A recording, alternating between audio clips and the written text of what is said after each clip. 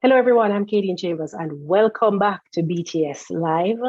This series, we're focusing on loss and grief, and we still have clinical psychologist Dr. Aubrey Franklin with us. And by now, he is more than our resident psychologist because he spends so much time with us, and he always makes the topics, even those that are supposed to be heavy, a little bit easier and lighter to deal with. And he's been doing just that for us. Thank you so much for still being here with me, Dr. Franklin. Always and forever a pleasure. Awesome. So this week's question now for our gem. We're looking at what is an unexpected result, of the loss. And I hope you've watched the full episode and the gems that have gone before, so you know that we've centered this episode and this month's focus is on my loss, and we've used that to explain and share, and we've talked about Dr. Franklin's loss to explain and share. So this is me now saying what is an unexpected result of the loss, losing my mother just 5-6 months ago. And these things were just so deep. I wasn't ready for it. Like I hadn't thought about it. So I wasn't able to watch or listen to certain things. Truth is, I am saying I wasn't, which suggests that I'm now over it, but I don't know if I am. A couple weeks after my mom died, I was watching a comedy because I couldn't watch anything that required too much brain power and thought and nothing at all that was heavy. I still can't, by the way. So I've been just watching cartoons, and sometimes it's just on in the background because that helps me. Mm-hmm. But I was watching this comedy, and this episode that I'd watched before that didn't mean anything to me. In the opening, one of the character's father had been ill and in the hospital. And one of them was making a joke saying that she hoped that they wouldn't get a call saying that he'd become septic. Listen, my eyes burned me. I started to cry. I had to turn off the TV immediately because that's how my mother went. It floored me. It was like something stabbed me. And since then, I have had a challenge watching medical shows and seeing somebody on life support. My mom was on life support for a day. Mm-hmm. And when I saw her, like seeing them strung up like that, I'd see her and it hurts. So something that was innocuous before and just nothing and mundane now is such a deep trigger for pain and hurt that I said I wasn't able to, but the truth is I still haven't watched anything that have any of that in there. So I don't even know if I'm yet able to do that. I am kind of thinking that I get to a place where it becomes background information again, and it isn't so raw and personal. So the logical part of me and the trained part of me expects that that's what's going to happen. I just don't know how long it's going to take to get there. And until I do, the pain is just too deep and too much. And I don't know if forcing myself to go through that would be worth it. What I've been doing as I have dealt with the loss and the grief is go with how I feel. And it has worked. So I haven't forced myself to do anything that I don't feel like I'm ready. So as I mentioned, I think in a previous gem, that it took me about 4 months to deal with the clothes in her closet and her drawer, her room. Mm. I just left them because I wasn't ready. I didn't feel like I was ready. And then one day, the thought just kept coming back. And the other day that said, we probably should look at her closet. And even then, it took me 2 weeks to get to it. And when I started, I started and just got a few things done. And then I had to go back a week later, and that's when I actually did it. And because it felt like I was more ready at that time. So my body was communicating with me to let me know, okay, what can we handle now? How much healing have we done? Where are we in the stage of grief? Can we handle this? And so I'm thinking that as it relates to things like watching certain or hearing certain references in the media, or even seeing people post on social media about their mother, and the impact that had been having on me. I'm thinking that as time progresses, I will get that feeling that tells me how strong I am now to be able to deal with that.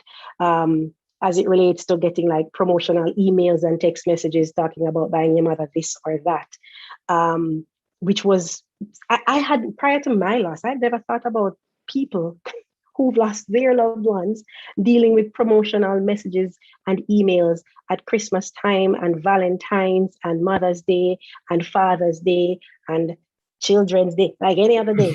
Because when you haven't experienced a loss like that, nothing about you is centering on the impact that it has for somebody who have experienced the loss, because we're all just going about our lives. It is when you've experienced that loss that it stops you in your tracks. And then you realize, like, oh my goodness, because it felt like such an insensitive thing, but I know it's not personal. They didn't know that, And I think I came across something, I don't remember what platform it was now, that gave me an option to stop getting those kinds of messages as it relates to, I don't remember, I should have noted, don't remember which one it was now. But I think that is such, that was so thoughtful, because it's a trigger for people. I don't want next year Mother's Day to be getting messages again telling me to buy my mother something.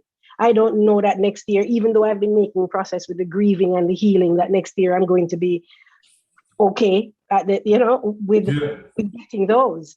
And so that's the unexpected result of this loss, that there are things that were simple, innocuous, mundane, everyday, that now pack such a punch and such deep meaning because of this loss. And again, it has helped me, because I'm using everything that I've experienced and I am experiencing to center me in this place of, okay, how do I show up more fully for others?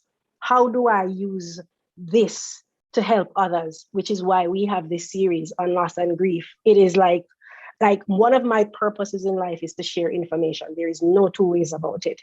All right.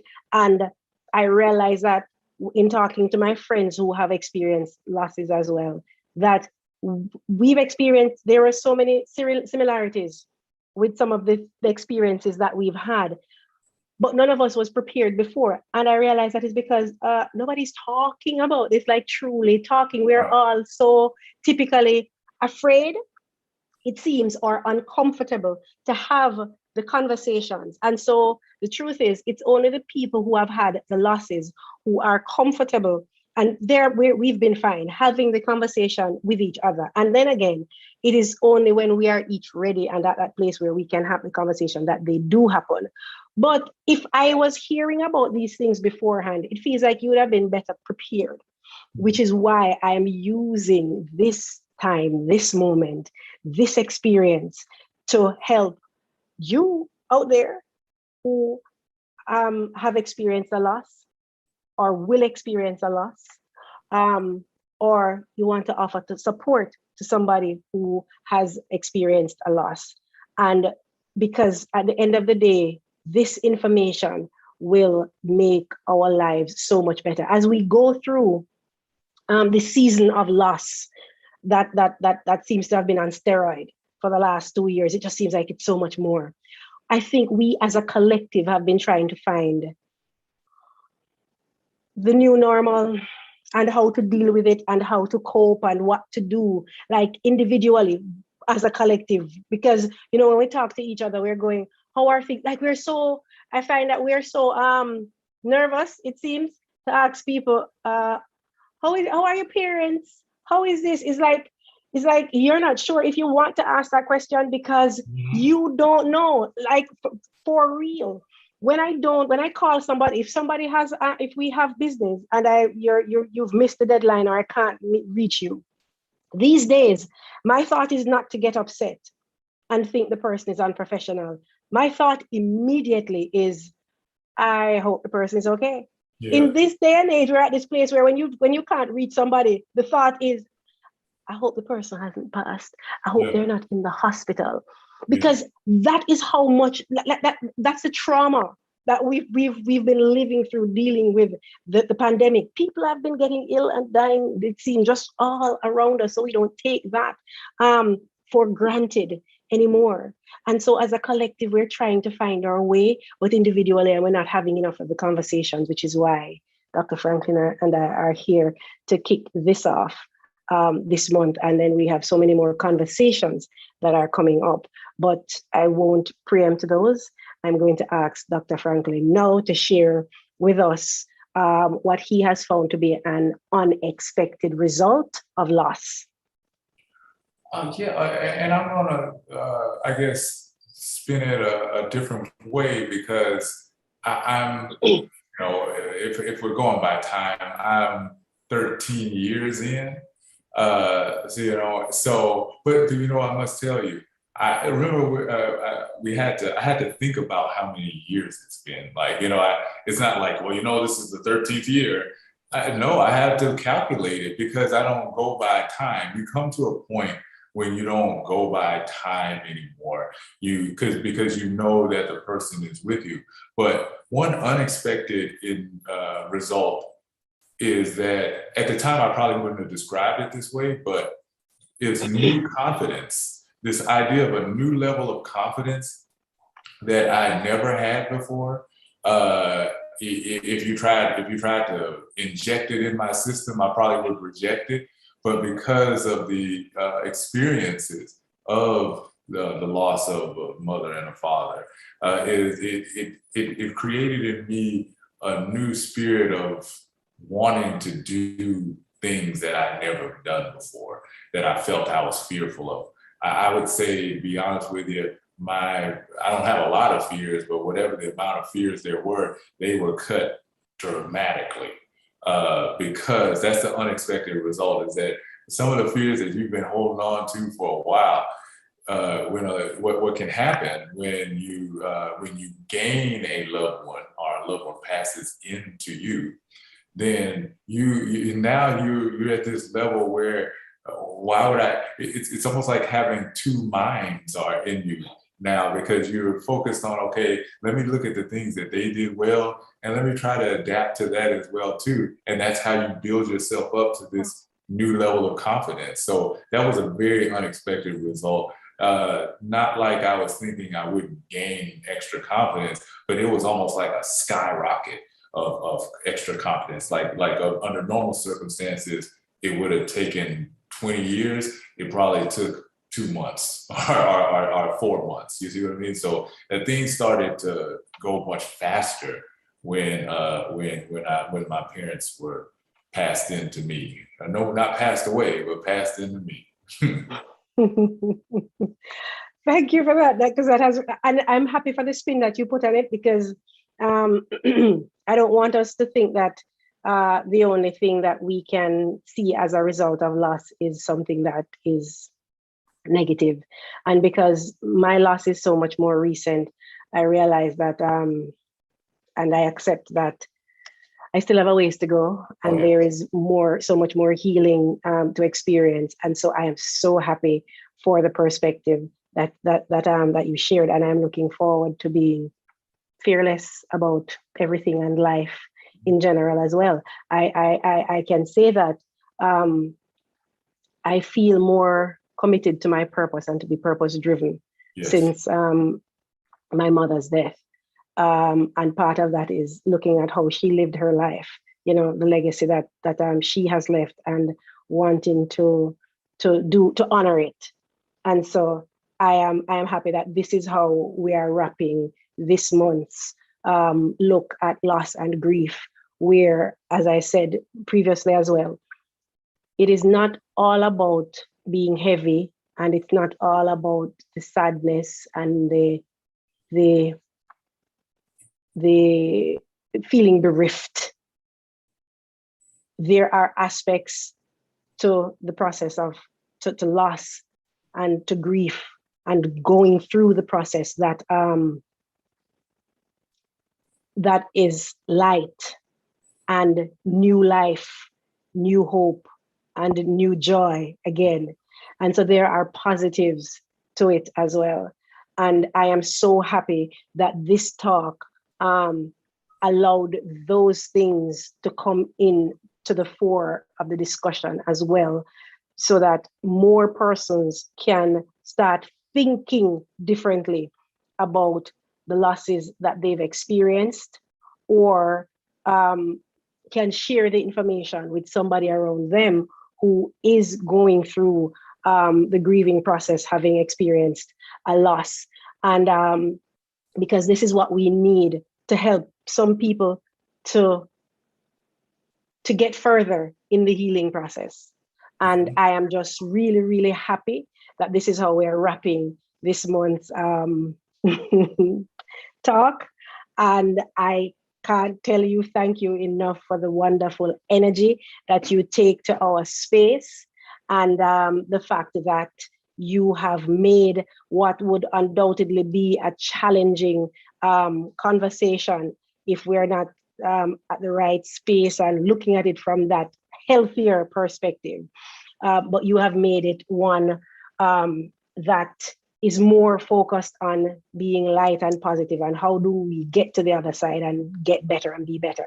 And so, Dr. Franklin, I want to thank you for joining us and spending the whole month with us as we shine a light on loss and grief, and looking at it in a different way as well, and sharing the wealth of knowledge regarding the techniques.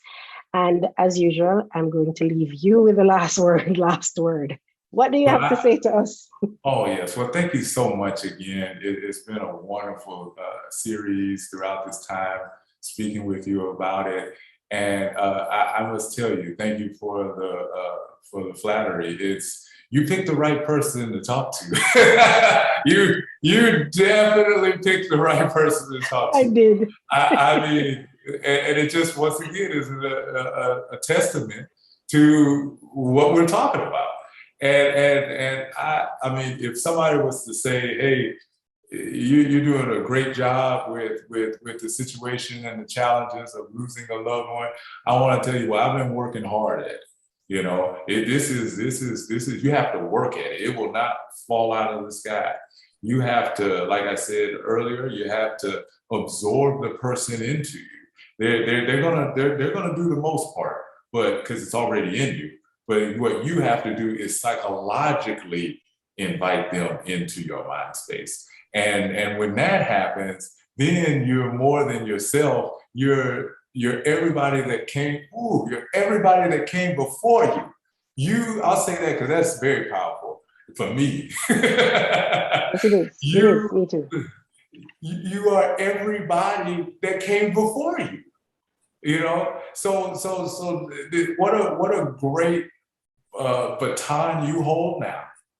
And I want you to cherish that baton as long as you have it. Start having your mind set on who you're going to give it to in the future, when you yourself must go and pass on the baton. Help that person out now.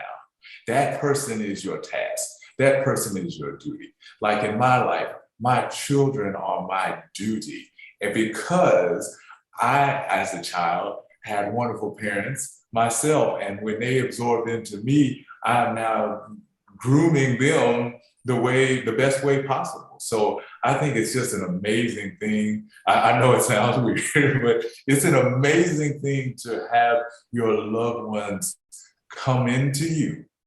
And now you function in life at the highest possible level you ever could have. And it just keeps getting better day by day by day. So yeah, words of encouragement are understatement. You want to be here. You want to be at that point, and that's the point that you will get to as you have your mind focused on. Awesome. Amazing. Thank you so much for the energy that you take to everything that you do. I am sure we'll be talking to you on the series again before it ends. I just, we'll work that out, because you're the right man for this talk, without a doubt. Now, to you, our viewers, thank you so much for joining us and staying with us for the month. Thank you so much for giving us your time and doing the work to heal if you have experienced a loss. and are grieving, and for devoting the time. If you have somebody who has experienced a loss and you are diving in because you want to see how better to offer help, whether it is sharing the information or learning something that will give you a technique that you can actually offer another level of support to them. And I want to say to you, kudos for doing the hard work. Kudos for sticking to it. Kudos for understanding that once we're still here, there is still so much to do and enjoy, and losing a loved one and losing a job or a career or your property to a disaster, any kind of loss is not the end of the world, and that there is new joy to be found at the end of it. There's new joy to be found at the end of it. And I'm saying new joy because that's like my new phrase now that I like. Thank you, Dr. Franklin. And I'm not going to say anything else about New Joy. I'm going to tell you to go watch episode 1 and the other gems, because listen, we laid it down and it's fire. Yes. Thank you so much and stay safe.